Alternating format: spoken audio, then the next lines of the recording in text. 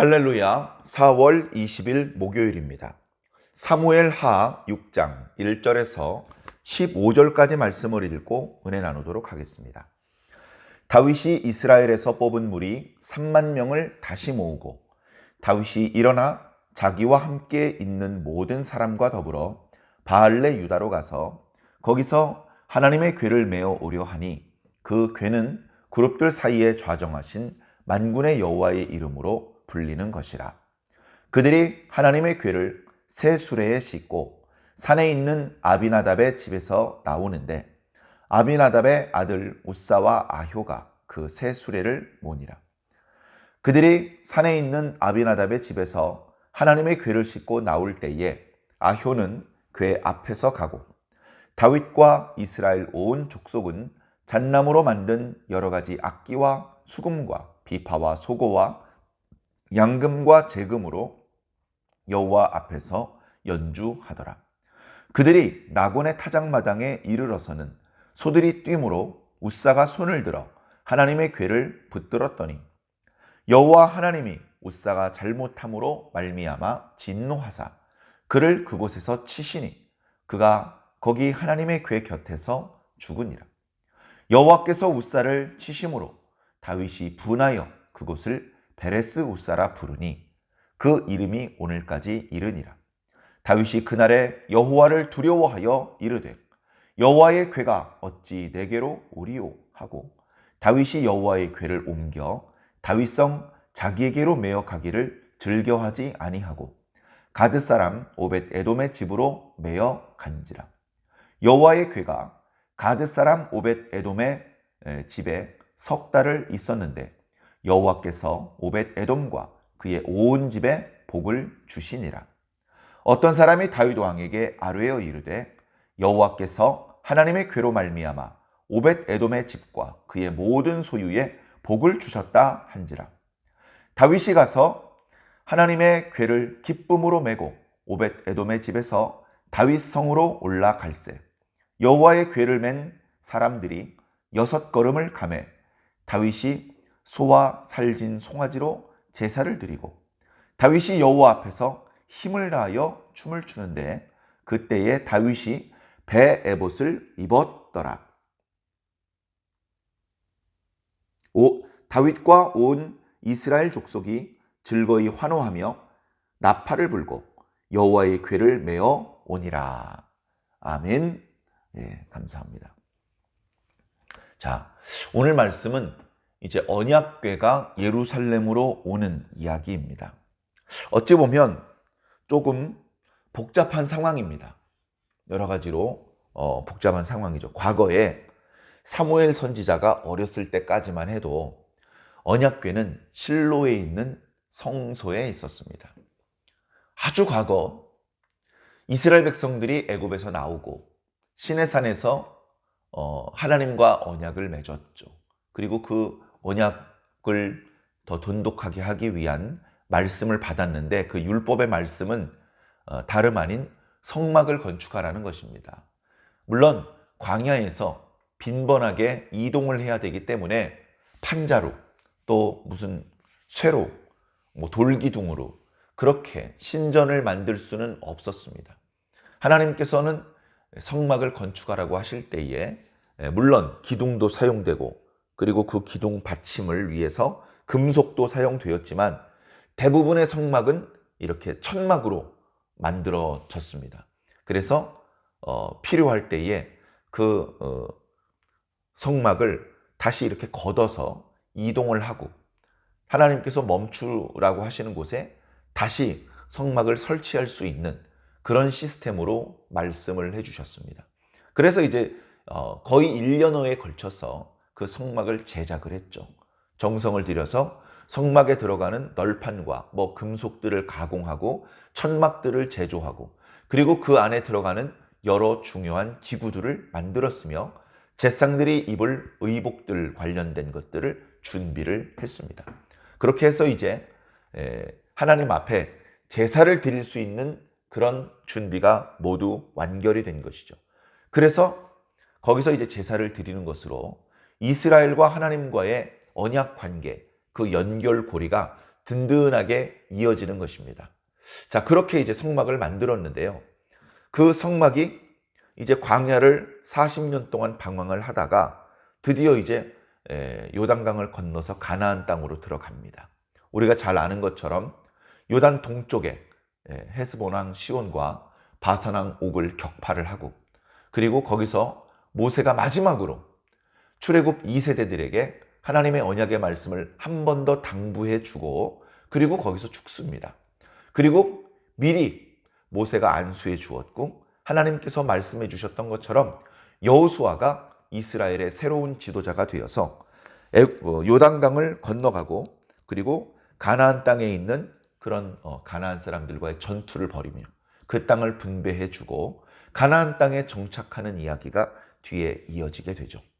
자, 그때의 요단강 물을 건널 때에도 언약궤가 앞장서서 갔습니다. 언약궤를 맨 제사장들의 발이 요단강 물에 닿기 시작하는 순간 그 강물이 갈라지기 시작했고, 그때는 수량이 많은 계절이었음에도 불구하고 그 강이 마른 땅이 되어서 이스라엘 백성들이 걸어서 지나갈 수 있는 길이 열리게 되었죠. 그러고서 정복 전쟁이 끝날 때까지 한동안 언약궤는, 그리고 성막은 그 길갈에 있었습니다. 그리고 남북으로 동서로 이제 주요 거점을 정복한 이후에 땅을 분배하고, 그리고 그 언약궤는, 그리고 그 성막은 실로에 설치되게 됩니다. 실로에. 그래서 실로 성소에서 이제 이스라엘 백성들이 절기가 되면 모여서 하나님 앞에 제사를 드립니다. 그런 내용은 우리가 이제 룻기 말씀을 묵상해 보면, 그리고 사무엘상 앞부분 말씀을 묵상하다 보면 그런 표현의 말씀들이 나오죠. 사무엘의 부친 엘가나와 그리고 어머니 한나가 절기 때마다 매년제 때가 되면 이제 하나님의 성소 실로에 와서 거기서 하나님께 제사를 드리고 거기서 음식을 먹고 그렇게 돌아가는 것을 습관적으로 이렇게 했습니다. 참 신실한 가정이었죠. 그러면 그 실로에는 성막이 있고 성소가 있고 언약궤가 있고 제사장이 있고, 거기가 하나님께서 나중에 이제 솔로몬을 통해서 성전을 건축하시게 하신 그 이전에는 거기가 어떻게 보면 이스라엘 백성들의 종교의 중심지가 된 것입니다. 그리고 그 위치도 동서남북의 중심부에 있어서 가나안 땅, 이스라엘 땅 이쪽 저쪽에 살고 있는 백성들이 하나님께 찾아와서 예배를 드리기 좋은 그런 위치였죠. 그러나 우리가 사무엘상 앞부분 말씀을 묵상하면서 이제 기억나시겠지만 블레셋과 이스라엘 사이에 전투가 있었습니다. 전투에서 크게 패했습니다.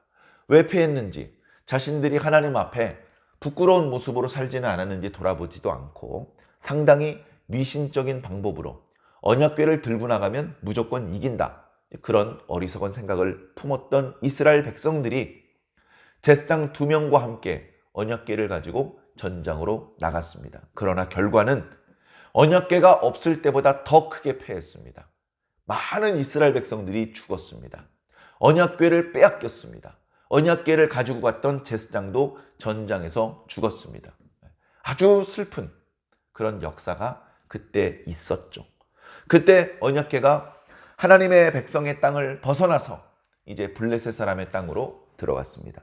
블레셋 사람들은 전쟁에서 큰 전리품으로 이스라엘 사람들의 언약궤를 뺏어왔다, 그렇게 자랑을 하면서 그 언약궤를 자신들의 신 다곤을 모시고 있는 신전에 두었습니다. 그런데 누가 어떻게 했는지는 모르지만 그 큰 돌로 만든 다곤의 석상이 하나님의 언약궤 앞에서 목이 부러지는 일이 발생됩니다. 다시 그 머리를 원래 자리에 올려놓았지만 다음날 손목과 발목이 끊어지고 머리가 끊어져서 언약궤 앞에 마치 경배를 드리는 듯한 모습을 하고 있는 것을 사람들이 보았습니다. 뿐만 아니라 그 다곤 신전 바깥쪽에서는 아스돗 사람들 사이에서 엄청난 전염병이 돌아서 많은 사람들이 고통을 호소하고 심지어 죽는 일들이 발생되었습니다. 야, 이게 웬일이냐? 저 언약궤 때문인가 보다. 저 불길한 이스라엘 사람들의 언약궤를 다른 도시로 보내라. 에그론으로 보냈습니다. 에그론 사람들이 아스돗 사람들과 마찬가지로 전염병이 돌기 시작을 했습니다. 에그론 사람들이 그걸 가드로 보냅니다. 예, 가드로 갔다 이제 에그론으로 갔죠. 그랬더니 야, 저 불길하고 그 주민들에게 전염병을 퍼뜨리게 만드는 저 언약궤를 왜 우리에게 끌고 오느냐. 그래서 결국은 의논을 해서 그 언약궤를 다시 이스라엘 땅으로 보내기로 했습니다. 그래서 이제 벳세메스로 보냈고, 벳세메스에서 이제 벳세메스 사람들이 그 언약궤 안에 무엇가 들어있는지 함부로 언약궤를 접촉을 했다가 많은 벳세메스 사람들이 죽었죠. 자신들이 잘못했던 것을 인정하고 회개할 생각은 하지 못하고 그 불길한 언약궤를 기랏 여아림으로 보냅니다. 그래 이제 거기 거기에 이제 그 아비나답의 집에 이제 보내게 되죠. 그래서 이제 아비나답의 집에 보냈을 때에는 그런 저주가 일어나지 않습니다. 아비나답이 언약궤를 두려워하면서 자기 아들들에게 언약궤를 지키게 했습니다. 언약궤를 지키게 했다는 것은 생업에 종사하지 않고 하루 종일 언약궤 주변에 지키고 있으면서 사람들이 함부로 언약궤를 접촉해서 죽임을 당하는 일이 생기지 않도록 그렇게 했다는 뜻입니다. 꽤 오랜 기간, 거의 학자들에 따라서 20년 또는 40년 동안이나 거기에 이제 있었다. 이제 그렇게 보통 말을 하는데 거기에 수십 년 동안 언약궤가 있었죠.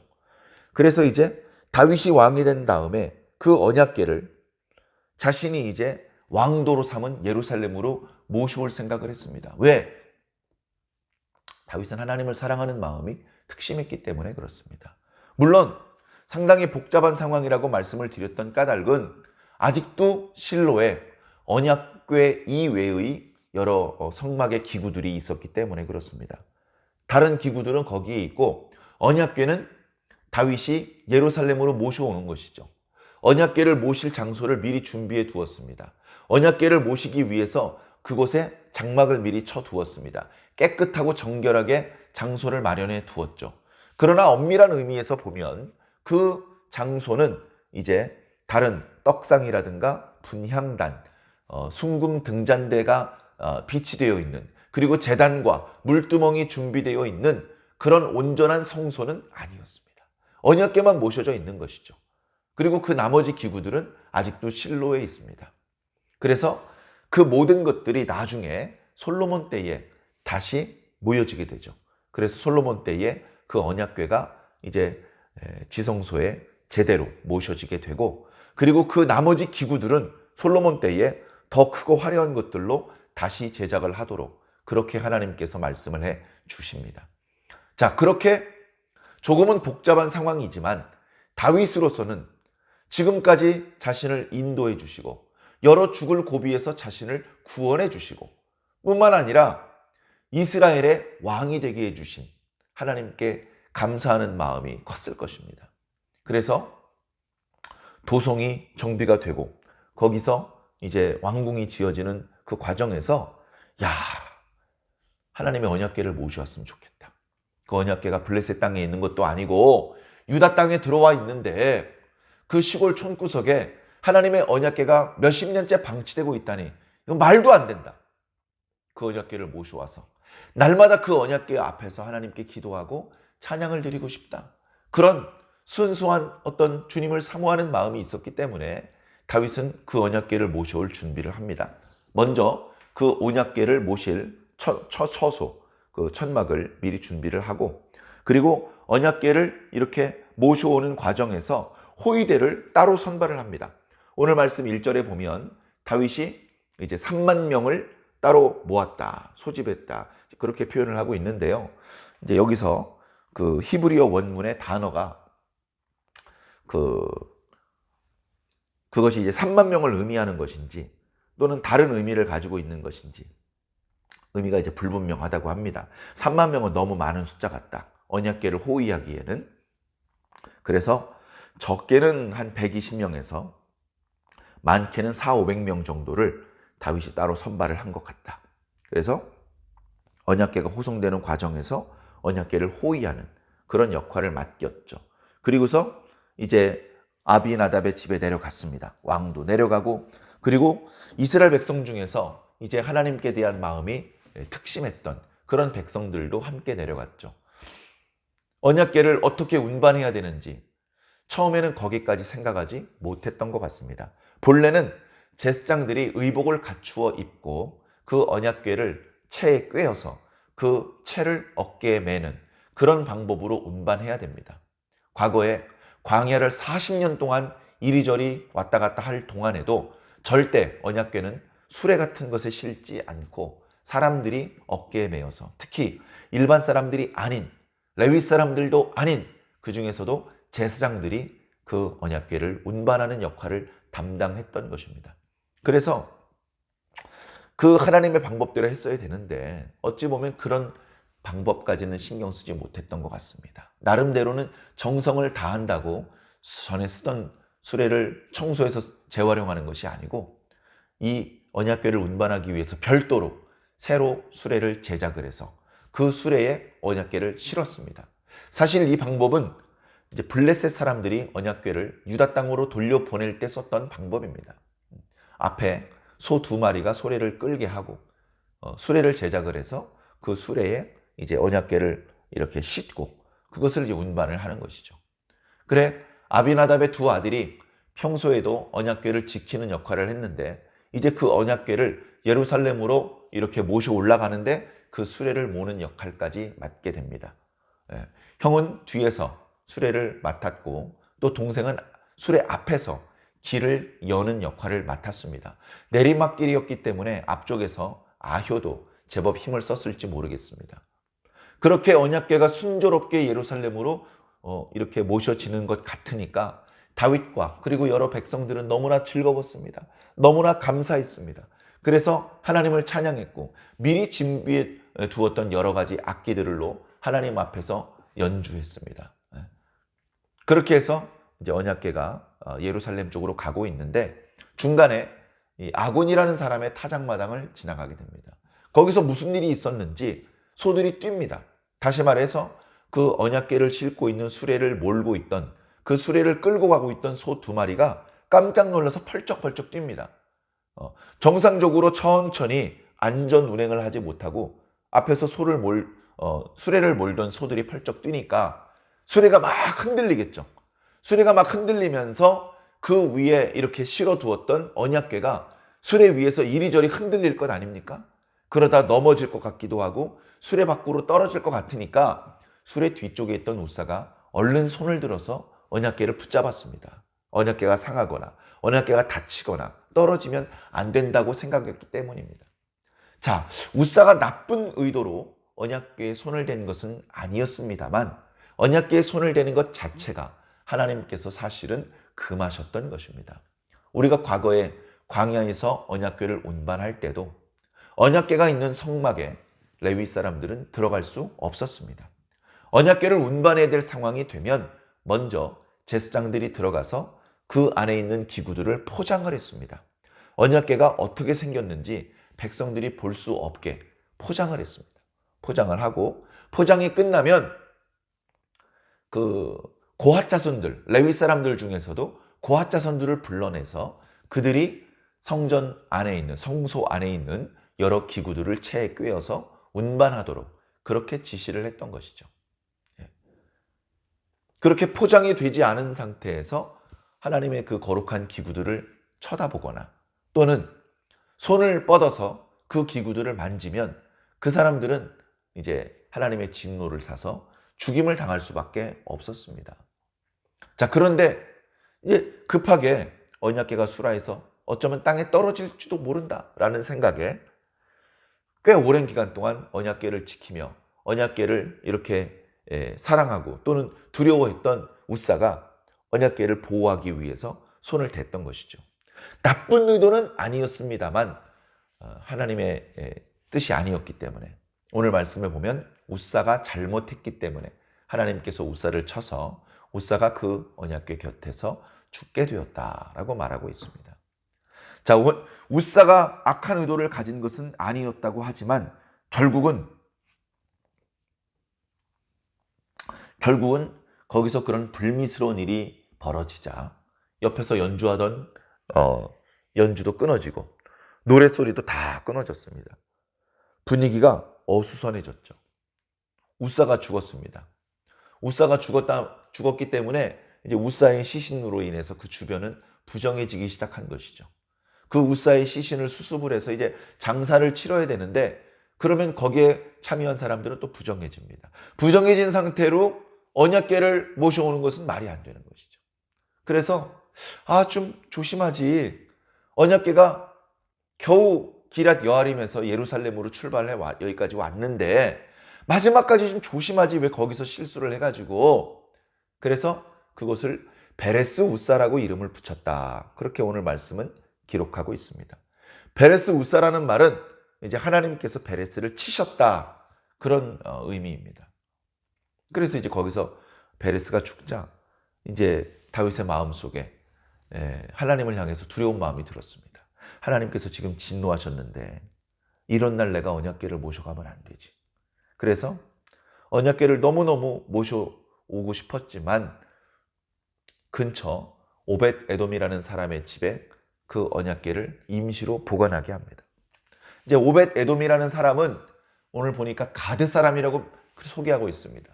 가드는 이제 블레셋의 5성읍 중에 하나잖아요. 그래서 이 오벳 에돔은 원래 이제 블레셋 출신 사람이다. 그렇게 이제 말하는 분들도 많이 있습니다.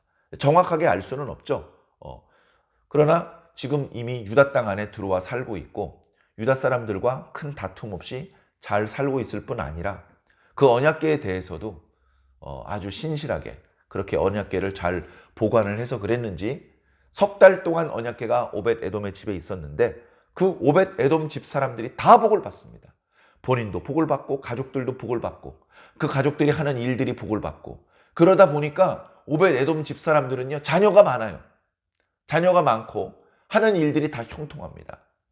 그래서 나중에는 이제 주님을 위해서 일을 하는 그런 길이 열리기. 자, 그러다 보니까 그 소식이 다윗의 귀에 들어왔습니다. 그래서 오벳 에돔이 복을 받았다면 하나님께서 지난번에 진노하셨던 그 마음을 다 거두셨구나. 하나님께서 마음이 흡독하신가 보다. 이제 그 언약궤를 내가 모셔와도 될 것 같다 해가지고 서둘러서 또 내려갑니다. 내려가서 이제 언약궤를 모셔오는데 그 기간 동안에 언약궤를 어떤 방법으로 모셔오는 것이 하나님의 방법인지 알아봤겠죠. 아이고, 술의 실탄이요, 말도 안 됩니다. 제사장들을 준비시켜야 됩니다. 제사장들이 예복을 갖추어 입고 언약궤를 직접 어깨에 메고 움직여야 됩니다. 그런 것이었냐? 어서 제사장들이 준비하도록 해라. 그래서 이제 제사장들이 준비를 했습니다. 그래서 언약궤를 메고 6걸음을 뛰었습니다. 제사장 중에 하나도 다치거나 죽임을 당하는 자가 없습니다. 이제 됐구나. 이 방법은 하나님께서 기뻐하시는 방법이구나. 지난번과 같은 불상사는 일어나지 않겠구나.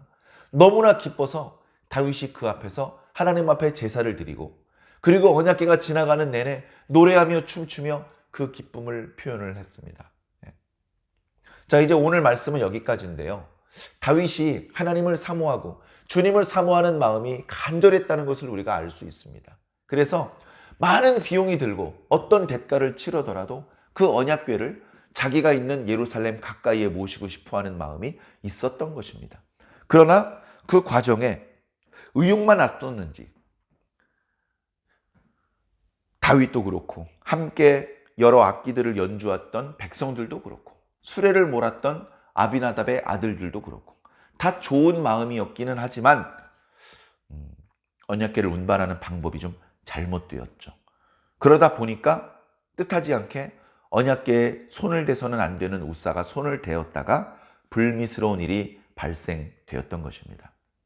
자, 그래서 오늘 말씀을 통해서 우리들도 다윗과 마찬가지로 주님을 간절히 사모하는 자들 아니겠습니까?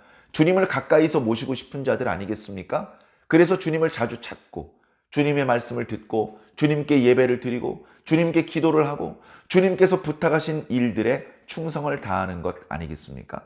이렇게 주님을 사모하는 자들을 주님께서도 사랑해 주시고 복을 주십니다. 자, 그러나 절대 놓쳐서는 안 되는 것은 우리가 주님을 사랑하되 우리 마음대로 우리 방법대로 주님을 사랑하는 것이 아니라 주님의 뜻대로 주님의 방법대로 주님을 사랑해야 한다는 것입니다. 그렇게 할 때에 우리는 반드시 주님께 사랑을 받고 복을 받게 될 것입니다. 아주 잠깐이었지만 우사가 왜 저주를 당했는지, 왜 오벳 에돔이 복을 받았는지 다윗은 생각했을 것입니다. 기도했을 것입니다. 응답을 받고 깨달았을 것입니다. 그 복을 자신도 받고 싶었을 것입니다. 기쁨으로 달려가서 언약궤를 그래서 모셔올 수 있었던 것입니다. 사랑하는 성도 여러분, 우리도 주님을 사랑하는 마음이 있습니다. 그 마음이 더 뜨거워지기 위해서 우리들은 우리들의 마음을 잘 관리해야 될 것입니다. 주님을 더 가까이 모시기를 노력하시기 바랍니다. 주님을 가까이 하고, 교회를 가까이 하고, 예배를 가까이 하고, 말씀을 가까이 하고, 그 말씀을 선포해 주시는 목회자를 가까이 할 때에 우리들의 신앙은 더 돈독해질 것이며 주님을 사모하는 마음은 더욱 뜨거워질 것입니다. 그렇게 계속해서 주님 가까이 나아갈 때에 기어이 우리는 주님의 사랑을 받고 구원을 받고 복을 받게 될 것입니다. 오늘도 주님께 더 가까이 나아가시고 주님의 축복을 경험하시기를 예수님 이름으로 간절히 축원합니다. 아멘.